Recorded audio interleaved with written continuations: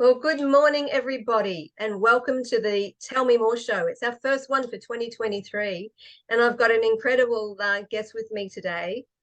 I've known Roxanne for thousands of years. She's Nearly. she's a brilliant vocal coach, author, and a singer-songwriter, and so much more. And so you're gonna learn more about her today. So welcome, Roxanne Kiely. How are you? Thanks, Kel-Anne. Nice to be here. I'm well. Nice to see you. Nice to see you looking so well. Thank you. Thank you. You It's too. good. Yes, as you said, it's been too long. I We usually know. catch up. We usually catch up a couple of times a year, but We I do. know the COVID years just knocked everybody around, didn't they? Yeah, yeah. Well, that's right. Like you said, a few times a year we'd go to, functions, Alva functions, That's right. and then we'd have Yeah. our Christmas lunch Our and lunch. and catch up. So yeah, we're definitely overdue to do that. But We are. I'm We so are. looking forward to everyone listening and watching, getting to know you. So we'll start in the beginning. So where were you born and where did I you was grow up? born. I was born in New Zealand in a little place called Tangawahine, Oh, and a farming town. And it was actually Tangawahine was split up in two areas. So they had the railway line going through Tangawahine right through to Whangarei and up through to the North Island. So Tangawahine is about 300 north of Auckland. And on one side, on the right-hand side, going up towards the Bay of Islands and further north, are cattle farms. So we had a dairy farm, cattle farms, and on the left-hand side of the railway line, it was all dry stock and sheep farming. And the school was in the middle. So our primary school was there in Tangawahine, just not far up from the railway line. So I was born on a farm and grew up on a farm and started. My parents were such hardworking people and milking cows and built the farm up from scratch. My dad and mum did, and there were five of us.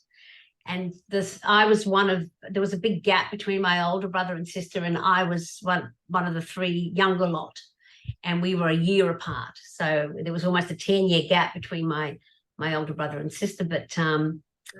yes, I grew up and I started milking cows at, I think I was like 7 years old. Wow. So How it was a hard life. And before school, every morning we'd have to get up at 4 a.m., milk the cows, come home. My older sister would make us breakfast, and then we'd get dressed and go to school. And that was our life. And Wow. come home from school, milk cows, and that was it. Homework, and off we go to school again the next day. Yes. Wow. So Mm. when did you leave New Zealand? I left, but I moved from the farm to Auckland in Okay. my late teens, and then I came here. I came to Australia about in the 80s.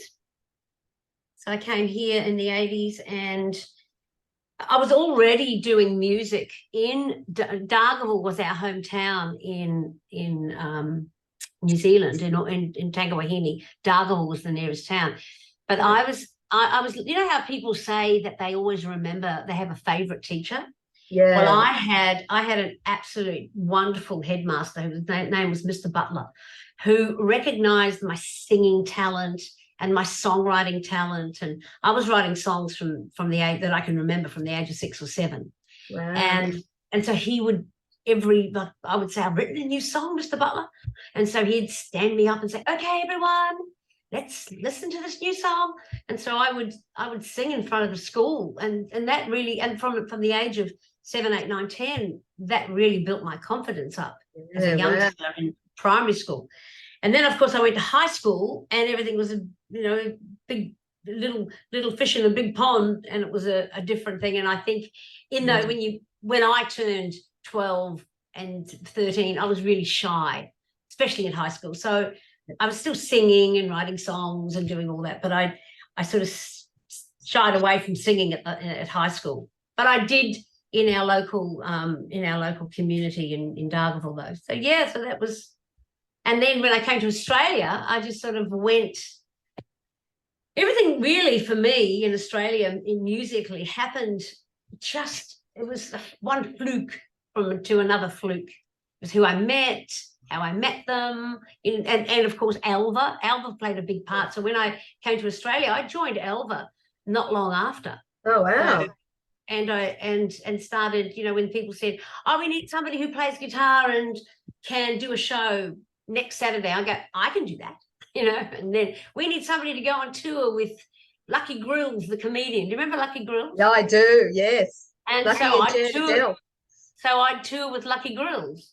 Wow. And, would go on a 2-week tour with him. And I can do that. I can play guitar and I can do that. Then I joined the pantomime show with Jeff Mack and Tabby. Oh, gosh.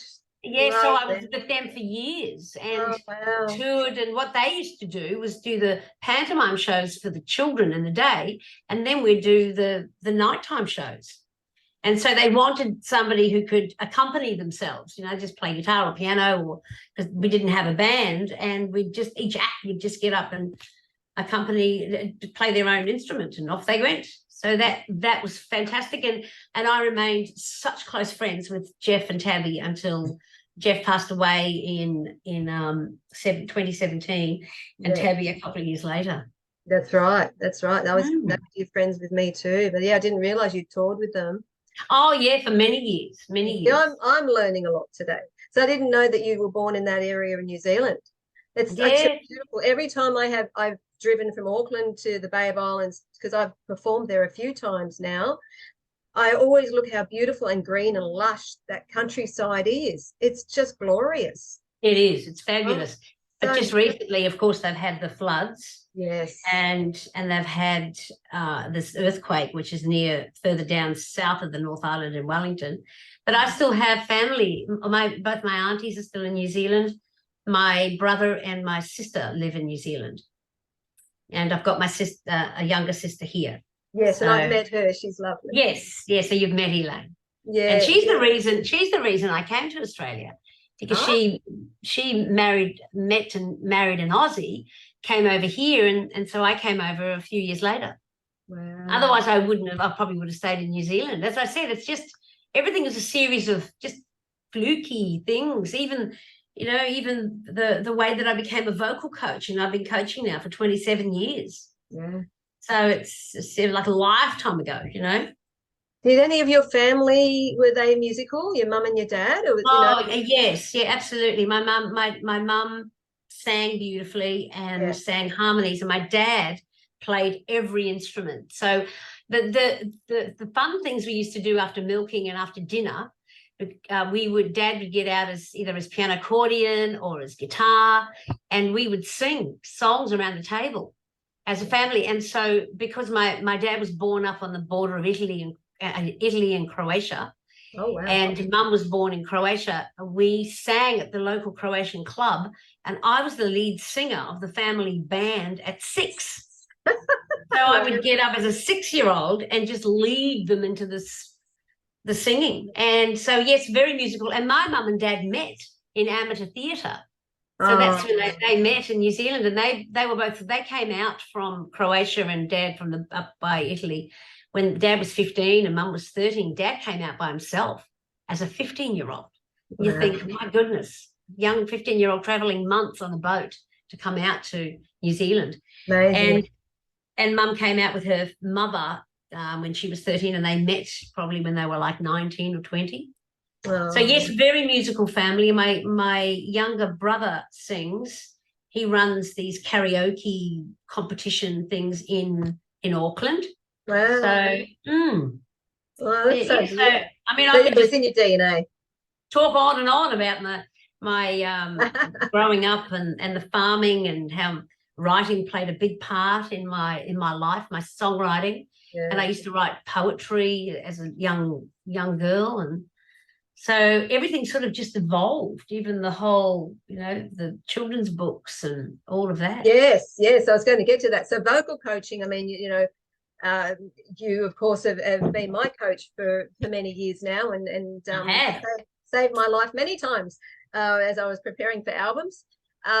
And you know, Delta Goodrum was one of your beautiful students as well, and some very other successful students. So yeah, you are an amazing vocal coach. So because with Delta and all those, it was really when I started teaching, I hadn't planned on becoming a vocal coach. It was because I lost my own voice to nodules in the early 90s, and from the mid 80s I was just singing. And because in the mid 80s, I was one of 5 girls that played guitar in Sydney. And so we were just booked all the time, daytime shows, nighttime shows. A lot of shows. But now, I mean, there were a lot of females and males, and everybody plays guitar now. But then it was quite scarce. And so I joined a band back in the 80s. I did shows, theatre shows, pantomimes, but I hadn't had formal training. And I'd been singing, as I said, since I was little. Yeah. And then I developed nodules, and most people have them surgically removed. And I went to a surgeon, and he put the camera down and looked at my vocal cords, and he said, "You've got 3 huge nodules." And I went, "Yeah, what are they?" Because I couldn't even talk. And he said, "They're bumps on the cords, and when your cords become stressed and threatened, these bumps grow. And so eventually all you're getting is just air passing through these vocal cords, which is really only the bumps touching."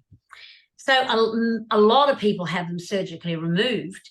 And so I then went to a couple of teachers thinking, well, maybe you can help me, because I didn't want to do surgery. I didn't want to have surgery. I didn't have surgery. So I went from teacher to teacher, and they really helped. At the beginning, like Don Graydon, Bob Tasman-Smith, but something still wasn't right. So then I went and studied about my voice and the vocal cords and how they work, and how engaging the diaphragm helps. And we all use our diaphragm when we sleep, and most of us get up and we don't use it anymore. So since I've been working with my own voice since when the early 90s, I always use my diaphragm. I don't utter a word unless I use my diaphragm now. And so it took me a year to get my voice in the right area. And what essentially what it is, we shouldn't feel our vocal cords when we talk and sing. We shouldn't feel this area. The vibration happens, of course, when we're singing lower, but a lot of people will go and sing notes and feel strain on their vocal cords. And generally it's lack of space, and establishing the notes is important, and also placement, where you place your sounds. If it's too far back in the soft palate, the pharynx area just swallows up the sounds. If it's front, it just comes out of the front room. And so I then went to a friend of mine was teaching at a performing arts college, and she asked me to come and talk to the tertiary years, and they were all 18 up. And so I said, it's not really it's not an ambition of mine to go to talk in front of people about what happened to me. But she said, please do it, because it's important for these young adults to learn how to use their voices correctly. And I said, okay, I'll come in and talk. And there were like about 30 of them in this 18, they were aged between 18 and 30. And so I talked about what happened to me and how I got my voice back after a year, and I haven't lost my voice. And I got the standing ovation, and I went, oh, well, this is all right. I could actually do more of this. And so then they asked me to teach, and I said, oh, no, I don't want to be a teacher. No. But then I ended up teaching at the college for years. And so it was then when I started, so I taught the tertiary age about voice, and then I moved into teaching songwriting and teaching guitar and teaching music theory, and it became a big circle, and I was teaching lots of classes, and I enjoyed it.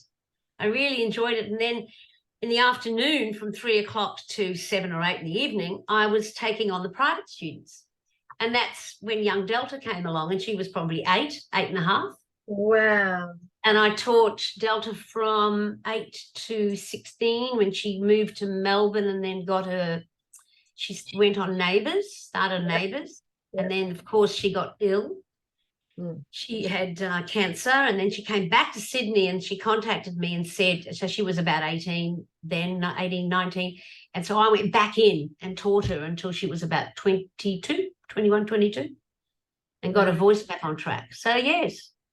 And she's great. You know, I'll send her an email occasionally, and especially when she's really good with young people who are going through adversity. And I often have people coming to me saying, can you ask, they are huge fans of Delta's, can you please ask her to say hello to whoever the child is that's they're not well? And I'll go, yeah, sure. And Delta always does. She'll always send me a video and say, please send this to the person. And so it's great. So nice. Yeah, that's good to hear, because she seems like a beautiful, down-to-earth person. So yes, and then Stephen and I started our own school. Stephen teaches songwriting, guitar, bass, piano. He's a fantastic piano player. And of course we've got a home studio, and we record, and we're just working on a cool little song for a young 16-year-old. It's going to be really, really good. Can't wait. So and her mum was actually writing it with us, which is exciting. So the four of us are writing the song, which we'll record and have it out by, I think, May. They want to release it. So songwriting is a big thing, isn't it? Songwriting. I love songwriting. You've got Scoop FX. Well, Scoop FX is what we started 20 years ago, Scoop FX Music School. Yeah. But then in 1997, I started Songs Alive.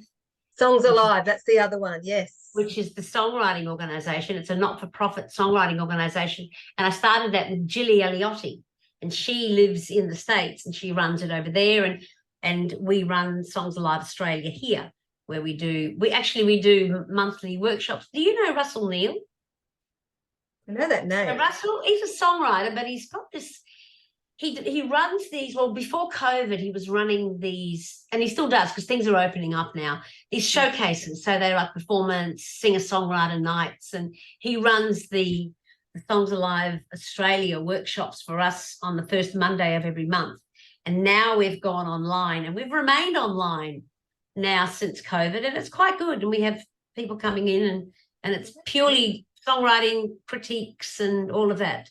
And then once a year we run a big mountains workshop one, and which is a 2-day event. And I have people like Alan Caswell, Roger Corbett, and Lynn Botel, and they are the facilitators. And last year we had like 50 songwriters turn up, all ages, which is fantastic. That is wonderful. That is so good. So what led you into this wonderful, busy Izzy world? How did all this start? Well, I mean, as I said, I was writing songs and stories and poetry when I was little. And I was just, at the time we were building our home and home studios, and everything went pear-shaped. The builder went bankrupt. He hadn't built the house. He'd made so many mistakes in the house that instead of it was supposed to be a year project, it ended up being 3.5 years. We had to get a new builder in, and Fair Trading came in, and when they looked at the place, they said, we haven't seen a place built as badly as this ever. And we went, oh my goodness, can it be rectified? And so we were lucky to find a new builder who came in and finished the place off. And you've been here, so you know. Gorgeous. Oh, and beautiful. So, and Stephen said to me, you haven't written anything since we started building. And I said, because then it was just, we went from one bad experience to another bad experience, to the first builder not turning up for 2 months, and nothing happened, and then 3 months nothing. And I was thinking, my mind was just, and then we were renting 2 places. I was renting another place to teach from, and we were renting a place to build, and we were paying 2 mortgages. It was like, And so one day I was working on something else, and I just pushed that aside. I was on my computer. I was at my daughter's place, and the first story just came out of me, just like that. The whole story just poured out. And then when I went to pick up my grandson from school, he said, have you, I told him about Busy Izzy. He goes, oh, I love it, Bubba. Has she got a pet? And I said, just a minute. Why don't we write her one? And so we'll write a story about her pet. And so it's all about how Busy Izzy adopted a pet from the local animal shelter. And between Evan and I, it was Evan and I that came up with the name of Busy Izzy's pet, Newly Truly. And because he was at the time in love with, he's still in love with cars, but he was in love with Chitty Chitty Bang Bang. Yeah. And one of the characters is Truly Scrumptious. Yeah. And he said, can we call the puppy Truly Scrumptious? And I said, I don't think so. Can't call it Truly Scrumptious. I said, but we can call him Newly Truly because Busy Izzy loves him truly and he's new. And so that's how the name Newly Truly came about. So and so it just evolved, Kel-Anne. It just went from, now I've just finished writing book 4 and I've got 3 books out, all self-published. Eventually, I think I would like to be published by one of the big publishers eventually, but at the moment it's just evolving. And as you know, when we talk how your life has gone from that to this, changes are made. Now you're working on this other wonderful program of yours. It's the same with ours. Ours went from, started with books, going and just a story and one song. I think I wrote a song on that first day. And then now it's 4 books. We've got a Healthy Living Roadshow, which is going out to schools and shopping centres. And we've partnered with the World Literacy Foundation, who have, you know, I think he's bought close to 15,000 copies because the World Literacy Foundation sent these books out to Africa, Uganda, and all those children who don't have access to books. Oh my God. Andy Kay is a magic man, and he and his team are just incredible. And I love that is so beautiful. Yeah. And you're on, of course, you're on YouTube because there's lots of videos. Yes, we've got a YouTube channel, Busy Izzy and Friends. Yeah. We'll put those links in the comments later. Yes. And so it's just going from strength to strength. You know, when you're talking about your wellness program, I mean, our Healthy Living Roadshow, you know, we all includes, like, you know, creative thinking and well-being and health and safety and empathy building and problem solving, all in this little stage show. But it's all done in song and fun and singing and dancing. And, you know, we've got characters like Bossy Bobby, so it's an anti-bullying thing. We've got Even Evan, he has dysparnumerophobia, which is a fear of odd numbers. And so even Evan says 1357. Something's odd, says Even Evan. So, you know, he's so it's just, and then we've got, you know, Talkative Tess and Busy Izzy, and we've got a little character, a friend of Izzy's called Modern Molly, who plays the blues. She plays guitar and she loves to play the blues. And Busy Izzy says to her, I love the blues, but sometimes the blues you overuse. And so they work out all these different scenarios and different. Izzy says, if you strum, I'll hum all the other genres. And so they write songs. So Modern Molly and Busy Izzy write the songs, and we've got Worried Warren, and we've written songs for these characters. We've got Sensible Stephen, who's always sensible, does make sensible choices, always makes good choices. So, and you know, and Busy Izzy's the little girl who always knew exactly what to do. So, yes, I love it. I love writing. I love it. Yeah. And, you know, now we've got 3 albums now that we've written.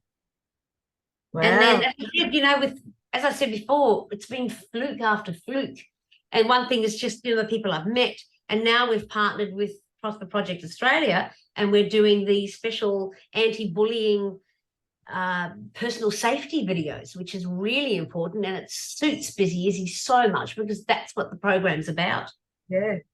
Fantastic. Absolutely. And your granddaughter got to sing in the videos too, wasn't she? Yes, that was Sky Clementine. Yes, she sang, and actually that song, Sometimes a Friend, won a national competition for us, which is great, a songwriting competition. So, and she sang, and she was only think she was 9 when she got up on stage, and boy, she did such a good job. She's a star in the making, that girl. How old is she now? She's 13 now. Oh, wow. Yes. Wow. And she's very good. She started high school last year and auditioned for the school musical, and she got the lead role of Annie. I'm not surprised. So that was She's good. definitely a star. Oh my gosh. Well, that is fantastic. Absolutely fantastic. So what's your vision for the future for Busy Izzy? Look, my ultimate dream would be to have a show either on, on one of those streaming platforms like Netflix, Yeah, or ABC. I mean, we haven't really approached anyone. We've just met people on our path along the way who have sort of opened doors for us, which has been exciting. yeah. And we haven't really gotten up and gone, okay, here we are with 3 albums, and we've got the Busy Izzy Healthy Living Roadshow. But I think now that we've got the book 4 coming out, and we've got the Healthy Living Roadshow, we've got a cast of fabulous singers and actors who are just wonderful. We're very fortunate to have them. We're probably ready now. I think, I feel like saying, okay, universe, we're ready now to go on one of these streaming platforms. But we've also got a little pilot 7-minute animation coming out this year. Oh. So we've got that coming out in the next month, as well as our live videos, with all the kids in the live videos. So our ultimate dream is to have a TV show. Yeah, that'd be absolutely amazing. Like, a High Five or Sesame Street. Yes, yeah, exactly. Yeah. And so it's funny because one of our characters, our actors, used to work for the Wiggles. He was with the Wiggles for 3 years, and and then he also worked for Disney in Anaheim and Paris, and so now he's working doing the Busy Izzy shows, which is great. He's wonderful because he's so attuned to young ones because he's a primary school teacher. So this year he's not working full time. He's doing part-time work and doing the Busy Izzy shows, which is good. Oh, that's so good. Yeah. Oh, I love it. I'm looking forward to watching what happens and how it evolves even more. Thanks, Kel-Anne. Such a beautiful concept. I just love it, and it brings such joy. Even as an adult watching it, you just feel so joyful when you watch the videos. I know, and because I think it's because of the fun singing and dancing, but because Busy Izzy, as I said, they like there's rhythm and rhyme in the books, and we've got the healthy recipes as well. So I've got a recipe book now, and I'm hoping to I'll be adding more recipes to book 4, but we've got a recipe book as well. And we sort of decided to make it a recipe book / coloring book. So we've got, one side's the recipe, and then on the other side we've got fruits and vegetables where kids can color. Oh, that's fabulous. So it's good. And Stephen, and of course, Stephen is my songwriting partner, and so he and I write all the shows, the songs, I write the books, and we write everything else together, and he plays every instrument. I mean, he's just so clever. Yeah, he is. You're an amazing team, both of you. Thank you. I mean, I think we don't really stop and think about it, but when I stop and think about how amazing he is, I think, wow, he truly is really, and I just think he's a genius. His playing and his musical talent and musical knowledge, he's fantastic. Yeah, definitely. Yes, he is. So that's how.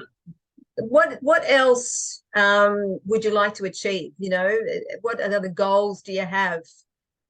That something that you've been wanting to do but you haven't done yet. Is there anything done? I'm pretty, apart from doing more travel, I'd like to take Busy Izzy overseas. Yeah. I think I'm really lucky because I get to do what I love to do. I get to songwrite, and I also songwrite with my students, and I love to see my students' voices develop and become stronger performers and singers. I just think I'd love my ultimate dream is to take Busy Izzy and friends to the world. and to bring, because my why is, I mean, there's so much unrest around the world, and even, I mean, apart from the natural disasters, it's these horrible things that are going along, the wars and these, murders and things that we can't control. So my why is really bringing through Busy Izzy and Friends kindness and respect, and a healthy lifestyle, healthy eating, all of this encompassed into the show. Yeah. And yes, as I said, we've got Bossy Bobby, but it's all about anti-bullying and empathy building, and strengthening and building resilience is really important. A growth mindset. Yes, absolutely, and that's really my why behind Busy Izzy and Friends. Well, our why, and why we work so hard at it, and we just, we work hard at it, but it just seems like it's a pleasure. Fun. Yeah, it's fun. I mean, it's fun, and it's hard work, but it's we just keep going. Well, thank you so much for joining me today. So appreciate it, Roxanne. I've learned so much more about you, because we've talked about lots of stuff over the years, but I've never sort of gone back and said to you, oh, where were you born, where'd you grow up, and all that sort of thing. So yeah, I've learned heaps more about you today, which has been fantastic. No, it's nice. Thank you, Kel-Anne. I appreciate you reaching out and wanting to interview me and ask about Busy Izzy and Friends and our music. I want everyone to know about it. I just want everyone to know about it. So we'll put some links in the comments so that people can find you. I can hear somebody's mowing outside. I hope it's not coming through too much on our sound, but no, I can't hear anything. Oh, I'm glad. I'll send you the links after this chat. That'd be fantastic, and then I'll put it in the comments, and thanks, Kel-Anne. They'll know where to find you. Yeah, thank you, and thanks so much, and I'm really happy to see you looking so well. Oh, thank you. You too. So we'll just say goodbye to everybody on Facebook and YouTube. Bye. See you next time. Thank you, everyone. Bye.